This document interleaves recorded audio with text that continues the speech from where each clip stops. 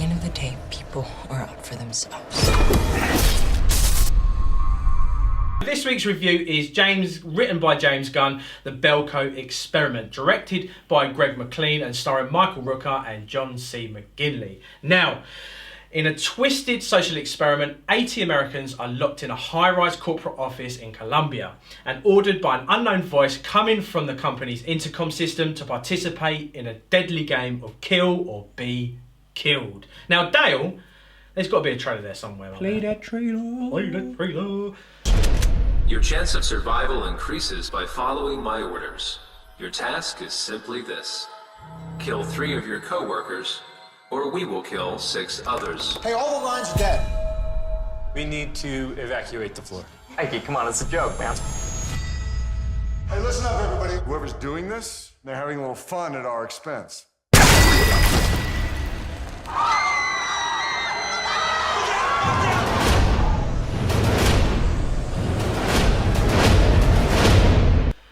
Cool. So, let's get on to the Belko Experiment. Now, this was a film that I kind of said you would be kind of a, filler. A filler. Yeah.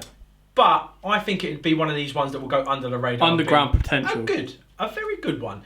I know. Let's start with you, Dayle. I love it when you kind of go into a film, and you were with this. I think you kind of sat down. You knew nothing about it. You're like, you know nothing about it. Yeah. So give us some. Okay. So the first thing I knew about this film is we were watching like Fast 8 or something, and the trailer popped on, and I was kind of like, ugh, it looks like a like one of those small time kind of horror movies. But I quite liked the concept. I thought the concept was quite interesting and not unique but different. Like it was fresh. That's what I liked. Yeah, it was. It wasn't outside the box. It was just something so far inside the box that no one actually looks at it. No, yeah. I like that. And I enjoyed that there was, with no disrespect to the actors, there weren't massive names in it. No, they weren't like, oh, we've got so and so, we've got so and so. It was nice to see some of these actors where I was like, oh, I know you from that show, or oh, I know you from that show, or I recognise you. Da da da da da da da. That was fine. Again, the concept was fine as well, but there were points where it was kind of like, why I lost structure now? I don't know what's going on. Right, you're rushing that. You're doing this. You're doing that. So this we'll try and keep it as spoiler free as we can. But if we do touch on the ending, we will try and give you a warning before we do so. Just bear with us. So, it's not a massive, expansive story. It's very simple, very to the point. Like Tony said, it's kill or be killed. It is literally like. How can I put it right? So basically, all starts off, they're queuing up, basically, you get a little bit of a guy driving to work. To this office. Yeah. He's going to the office, basically. Standard office setup, and then all of a sudden, there's military. Intercom say, kill or be killed, basically. Yeah, so basically. Kill X amount of people, or will kill double that amount, and do this, do that. That's what I mean. That's why it was very simple, simplistic, to the point. Oh, it is, and that's what I loved about this film. It wasn't, and this is what I say, if it's simple and it's well made, that's where I think they think. Well made, simple, yes. Yeah. Now, I love the way the story, like you said, at some points you were kind of thinking, oh, you're rushing that. Whoa. But to me, it was kind of an hour and a half of pure, this is what the story is, this is how it's going to pan out, this is how the human condition is, and this is what would happen if you put the human condition under pressure. I think that when they started to overcomplicate is when I started to not lose interest, but just, I was kind of like, So when it was very simple, when it was literally, they kept it to the point. It was, all about human emotions. Those that panicked first, those that kept their head. Yeah, exactly. And it basically boiled down to a group of people that wanted to try everything they could to try and get the help, and a group of people that were like, nah, screw this, we're just going to kill the amount of people they want and go from there. Yeah, exactly. Obviously, the idea is, you would kind of assume that no one's going to survive, or one person's going to survive, Yeah. And I think that's kind of where they went wrong with it. So the structure is that one person will come out at the end. And towards the end of the film, you kind of see, it's like Big Brother.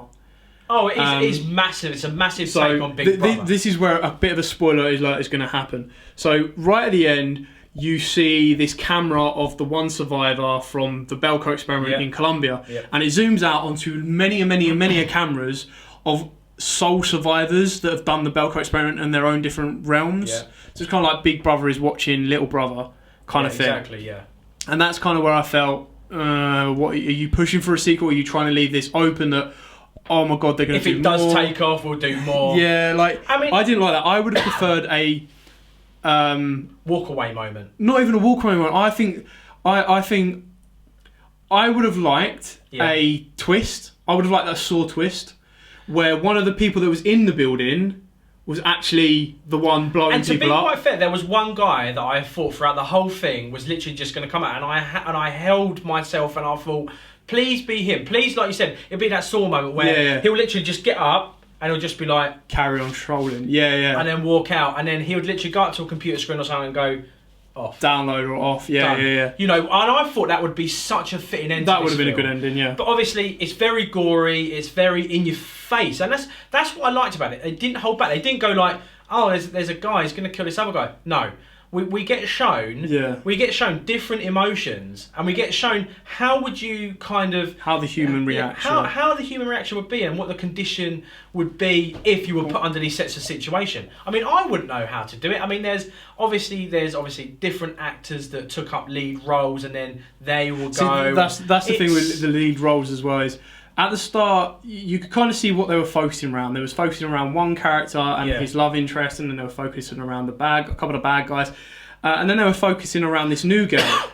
Now, exactly. There's a part towards the end where the new girl drops down from the lift, and she just stands up, and she's so cash, and she presses the button on the lift, and I'm like, she's in on it. She's got to be in on it. This is going to be amazing. If she's in on it, that'd be sick. That explains because there was a part where she was hiding and some guys rounding up all these people to go shoot him in the lobby. And he finds her, looks at her, and then leaves her. Yeah. And I was like, there's no reason for you to leave her at all. Like, it's not as if there's a story mode behind it where you like her or anything like that. He just looks at her and carries on walking. So it's like...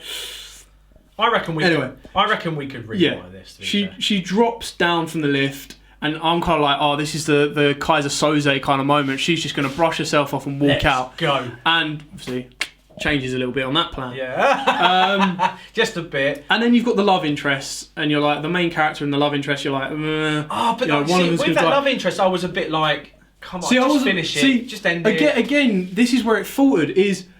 it was Brian, wasn't it? Brian was the main character. Yeah, he was, And he did a couple of things to pee off the eye in the sky. He tried to cut out this. So they've all been given explosives in the back of their heads that blow their heads up if they do anything wrong, or how the big eye kills everyone.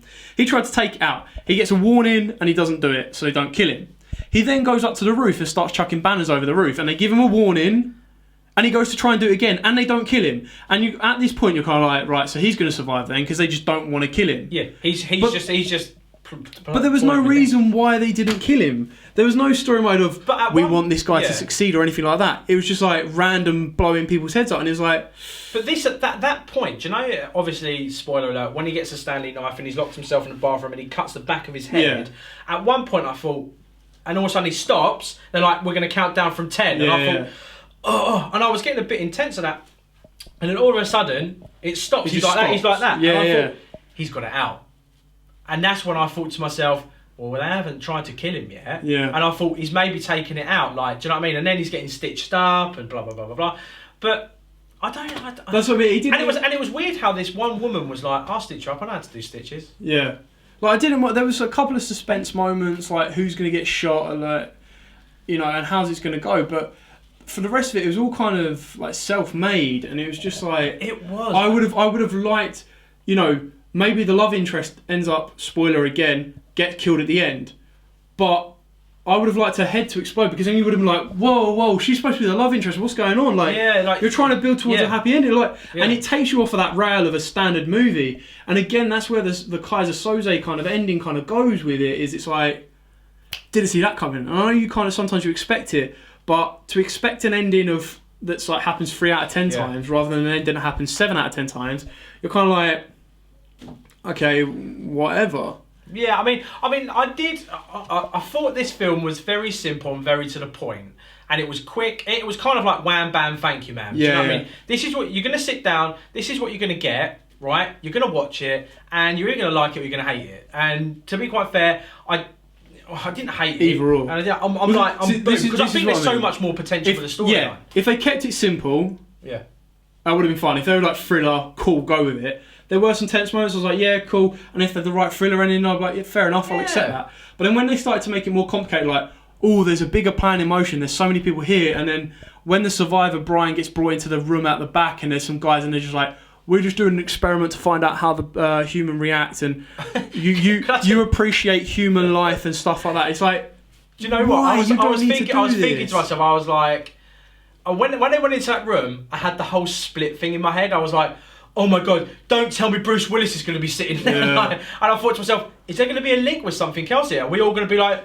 see, I didn't even get it then. I thought that when he turned on that chair, I was like, oh, this has got to be like, this could be like Michael Rooker, or this could be another character that we've already seen die or something and he's found a way out. Oh, to be quite fair, Michael Rooker's part in this was, to me, minimal, wasn't it? Was so minimal, and I thought there was so much more Rooker could have done. It was just James Gunn's little touch, wasn't it? To say we want him. That's what I mean. I think there could have been such a better ending to it, a bigger surprise to it. I think there could have been twists along the whole way, not just one at the end or one here, one there. I think there could have literally been 4 or 5 throughout the whole film that we could have been like, no, and then like, oh, no way. Yeah. And then when we got to the end and we had, like you just said, the stage, and like just walking off, I would have just been like, yeah, well done. I'm warmed up now, James. I'm warmed up for Guardians. I couldn't tell if there was points where he wanted me to take the film seriously, and then points that he didn't want me to take it serious. Yeah, exactly. And I couldn't, like, there was people behind me laughing. John C. McGinley. I think that's why, because if you like Scrubs, I like Scrubs. Yeah. When he come on the screen and he's doing his little smile and his little quirky bits, everyone's just like, oh wow, Dr. Cox, that's John. Do you know what I mean? And it's Dr. Cox. That's fine. I didn't mind that, but then there was like comical moments. There was people behind me laughing. I was just like, so basically, John's character goes in and he murders someone in the toilet and the blood splattering everywhere. And as he walks out of the toilet, the door closes behind him and the camera focuses on this sign that says, please clean the area for other employees or something like that. Please keep this tidy. Please keep this area tidy. And there's a couple of people chuckling behind me and it's like, is this what horror thrillers got to? Like, do you want me to take this serious or do you want me to laugh? This is supposed to be thriller horror. Is this? But I'm totally in agreement with you. Is this where we're going? Are we going to a point where if some critic comes out, because this is what happened with the whole Marvel DC thing. Oh, there's light-hearted stuff in Marvel. Oh, DC, let's put a couple of jokes in there.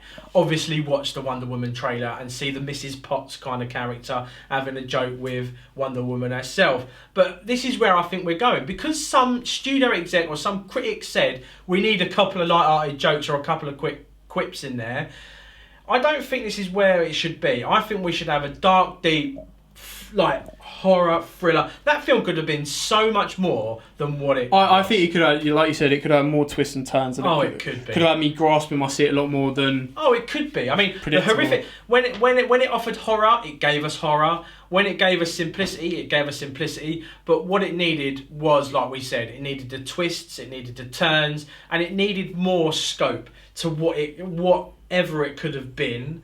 For me, Rooker wasn't enough in it. I think his character could have done a lot more.